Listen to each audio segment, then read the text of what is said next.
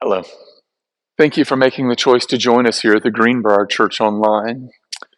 This year we've been working our way through the Bible, and my intention is for us to see the Bible as one continuous story. I have this fear that as we read through the Bible, we simply see it as a collection of a bunch of different stories that might be interconnected, but probably are not.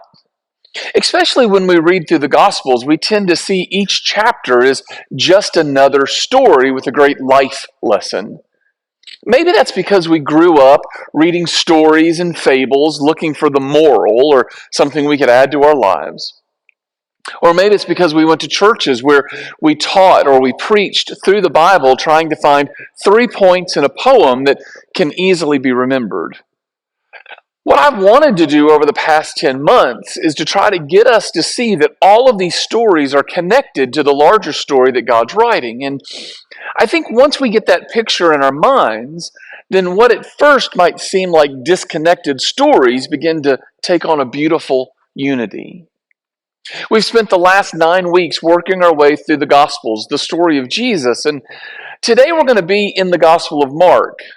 But before we get to that text, I want to draw your attention to something that seems to keep popping up. In Luke chapter 2, Jesus stays behind in Jerusalem while his parents head home after the feast of the Passover celebration. And once Mary and Joseph get a day's journey away, they realize that Jesus is not with them. So they take 3 days, frantic days, looking for him all over Jerusalem. And when they finally find him, Jesus says to them, "Didn't you know that I must be in my Father's house?" But they didn't understand what he meant. Go over to John chapter 8. Jesus forgives the woman caught in the very act of adultery. And a little bit later, he's talking with the Pharisees, and they try to insult him by asking him about his father. They're referring to Joseph. But Jesus begins to talk about Yahweh, about God. And we read, but they still didn't understand. In Matthew 13, Jesus is teaching the crowd through parables, and after teaching the parable of the soils, his disciples are confused, and we read they don't really listen or understand. Every single gospel, we find these instances where people are not understanding or they don't know what Jesus means. It's a phrase that's repeated over and over again. And that misunderstanding shows up in our text today. When Mark writes his gospel, he begins by sharing what is considered the worst kept secret in all of human history. In the first 3 chapters of Mark's gospel, he tells the reader over and over again that Jesus is the Messiah. When we get to chapters 4 and 5, Mark wants us to see how the different people are responding to that truth. There are stories of people that accept him and stories of people that reject him as people are struggling with the identity of Jesus. When we get to chapter 6, we learn that the apostles, the men that are the closest to Jesus, are also struggling with their understanding of who Jesus was. Today we're going to be reading out of Mark chapter 6, 7, and 8, but let's begin in chapter 6, verse 35, where we read, "Late in the afternoon, his disciples came to him and said, 'This is a remote place, and it's already getting late. Send the crowds away so that they can go to the nearby farms and villages and buy something to eat.' But Jesus said, 'You feed them.' 'With what?' they asked. 'We have to work for months to earn enough money to buy food for all these people.' 'How much bread do you have?' he asked. 'Go and find out.' They came back and reported, 'We have 5 loaves of bread and 2 fish.' Then Jesus told the disciples to have the people sit down in groups on the green grass. So they sat down in groups of 50 or 100. Jesus took the 5 loaves, 2 fish, looked up towards heaven, and blessed them. Then breaking the loaves into pieces, he kept giving the bread to the disciples so they could distribute it to the people. He also divided the fish for everyone to share. They all ate as much as they wanted, and afterward the disciples picked up 12 baskets of leftover bread and fish. A total of 5,000 men and their families were fed. You know the story of Jesus feeding the 5,000. But I want you to remember these stories are connected. They're all parts of the same larger story. So when we make our way to chapter 8 of Mark's Gospel, starting in verse 1, we read a different story. About this time, another large crowd had gathered, and the people ran out of food again. Jesus called his disciples and told them, I feel sorry for these people. They've been here with me for 3 days and they have nothing left to eat. If I send them home hungry, they'll faint along the way, for some of them have come a long distance. His disciples replied, how are we supposed to find enough food to feed them out here in the wilderness? Jesus asked, how much bread do you have? 7 loaves, they replied. So Jesus told all the people to sit down on the ground. Then he took the 7 loaves, thanked God for them, broke them into pieces, and he gave them to his disciples, who distributed the bread to the crowd. A few small fish were found too, so Jesus also blessed these and told the disciples to distribute them. They ate as much as they wanted. Afterward, the disciples picked up 7 large baskets of leftover food. There were about 4,000 men in the crowd that day, and Jesus sent them home after they had eaten. These 2 stories have an awful lot in common. Both of them talk about large crowds gathered to listen to Jesus.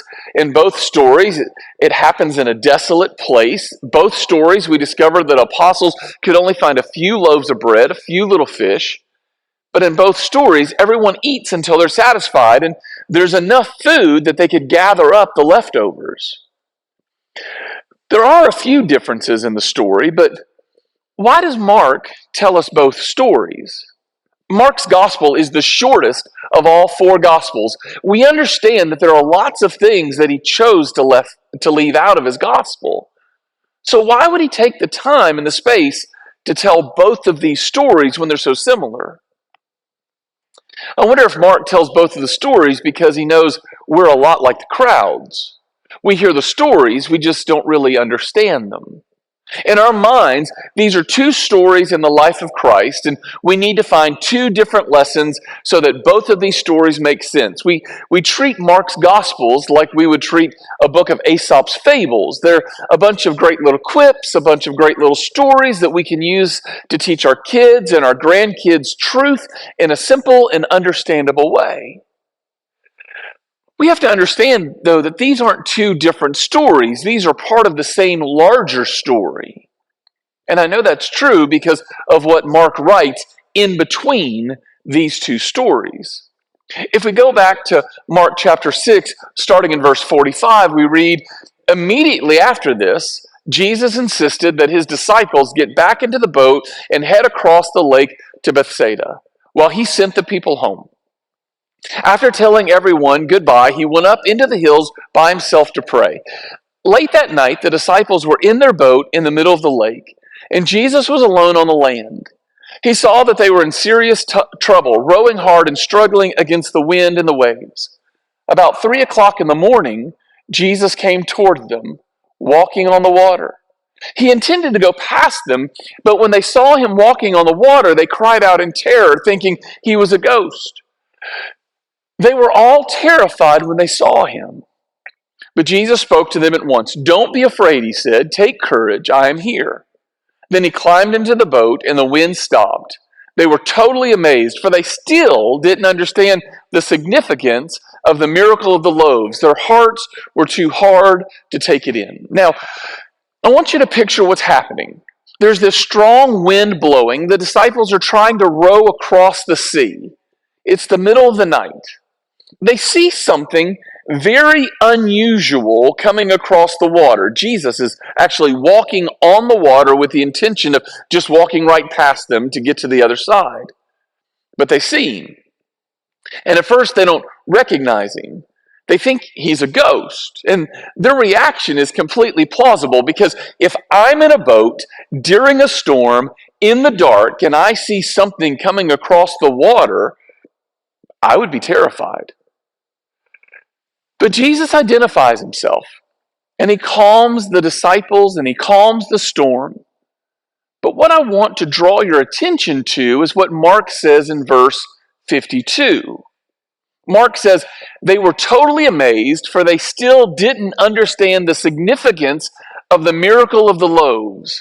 Their hearts were too hard to take it in. The whole reason that the disciples are amazed is not their fear or the fact that they're struggling to row through a storm. Their fear is not even because they were tired. Mark says the reason the disciples were afraid, the reason they were amazed, is because they didn't understand the miracle of the loaves. If they would have understood what Jesus did with the loaves and fishes, then they wouldn't have been amazed at the fact that Jesus could walk on the water. I think Mark's trying to tell us that if you can understand the power associated with the feeding of the crowd, then you can understand the power in the calming of the storm.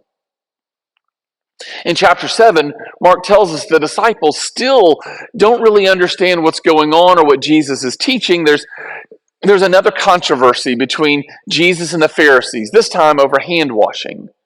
So Jesus teaches some basic theology. He says, it's not what goes into your body that defiles you. You are defiled by what comes out of your heart. That seems pretty basic, general theology.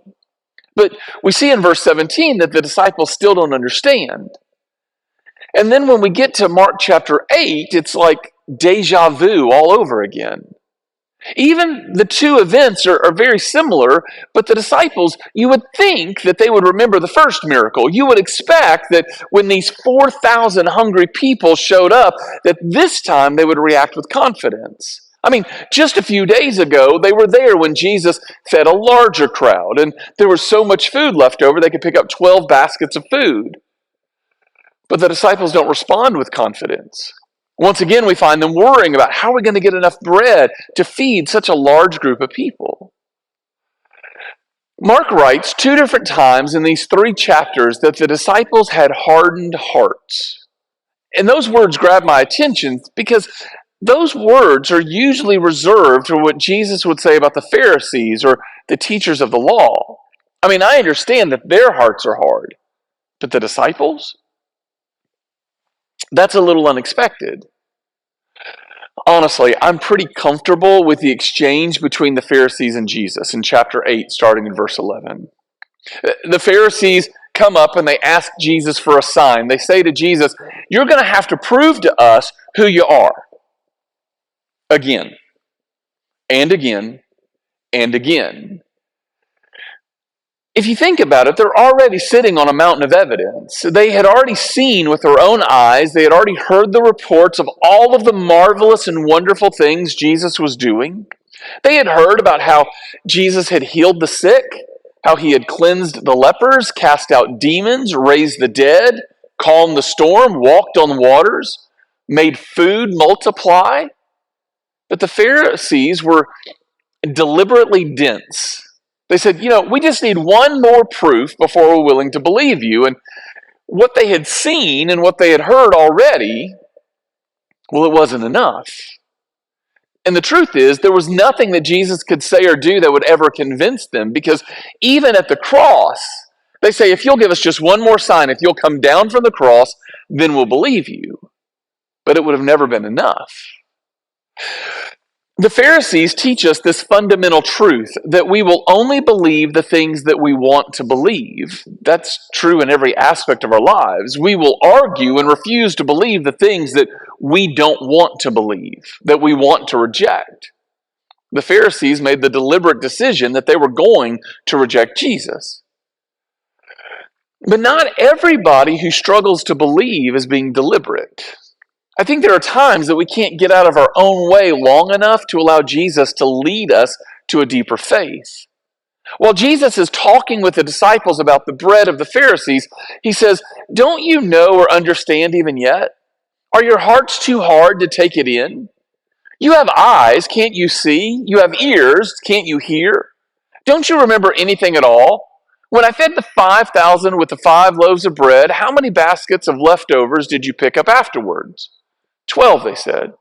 And when I fed the 4,000 with 7 loaves, how many large baskets of leftovers did you pick up? 7, they said. Don't you understand yet? He asked them. This seems to be one of the few times that Jesus is on the verge of losing his patience. The disciples are still worried about whether they're going to have enough bread.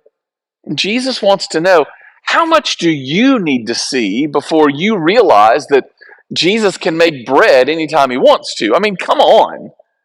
He says, guys, don't you remember what happened when there were 5,000 starving people? Don't you remember what happened when there was 4,000 starving people, and yet you still don't understand?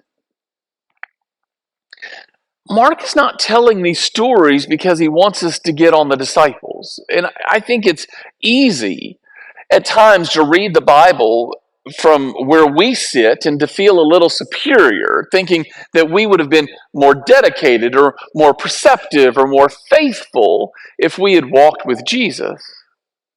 When actually the truth is, we still act the same way that they did. We're all in danger of missing the call of Christ, not because we're like the Pharisees and we refuse to believe, but because we're like the disciples and we have a lack of understanding. Mark is not inviting us to wrestle with the question of, have you heard the message of the gospel? Of course you've heard it. We've all heard it. You can't help but hear it. The question Mark wants us to wrestle with is, do you understand it? Do you really understand what these passages are teaching us about the power of Jesus and his ability and desire to take care of us? I'm afraid that we don't understand any better than the disciples did. And I know that because we find ourselves constantly asking the same questions they asked. Where in the world are we going to find enough bread for this huge crowd? Okay, maybe we don't use those exact words. More often than not, it sounds something like this. I don't know what I'm going to do. I mean, things are terrible, and I don't know how I'm going to get through this. I mean, I feel hopeless. I'm never going to find any peace. I'm never going to get any answers. This is never going to work out. Every time we face a new challenge, we tend to forget what God has already done for us in the past. We forgot about all of his blessings. I can imagine there are times that Jesus is just looking at us, shaking his head, saying, will you ever understand? What's it going to take before it gets through your thick head that I have the power and the desire to take care of you? When things work out in our lives, why are we amazed? I mean, why are we amazed all over again that God cared and that God worked? Is it because we don't understand about the loaves? I mean, we hear the stories in the gospel. We see the evidence of his power in our own lives over and over and over. But we really don't understand that God's still writing his story and he's invited us to be a part of that greater story. As we make our way to the tables this morning, we're being given the opportunity to remember. We're being given the time and the space to think back to the times that God multiplied the bread in our own lives so that we could experience his abundance. I hope as we gather at the tables today, we will have open hearts and open eyes to acknowledge the power of God working in us, through us, and around us. As we take some time to remember what God has done in our past, my prayer is that we will develop a confidence of faith that says, I'm not worried about what I'm going through or what lies ahead because God has already proven himself to love me and to care for me. And it's not something he's done once, it's something that he's done over and over again. And I'm confident that God is more than able to meet my needs. You see, as we come to the table, we get the opportunity to take the bread, a different miracle of bread. We get to take the bread that reminds us that Jesus entered into our chaos, entered into our pain, entered into our story so that he could provide for us what we so desperately needed. Forgiveness, mercy, grace, acceptance, peace, love, the Holy Spirit. We gather at the table to remember the bread. And so my hope is that this morning as you gather and you think about the body of Christ and you think about the blood of Christ, you will also remember all of the other things. You'll spend time counting your blessings, remembering all of the different ways that God has been faithful to you in the past so that you can have faith and understand that he will continue to be faithful until we stand at his throne. I hope you have a wonderful time around the table. I hope you have a wonderful week. Always remember how deeply you're loved. Go in peace. I look forward to seeing you very soon.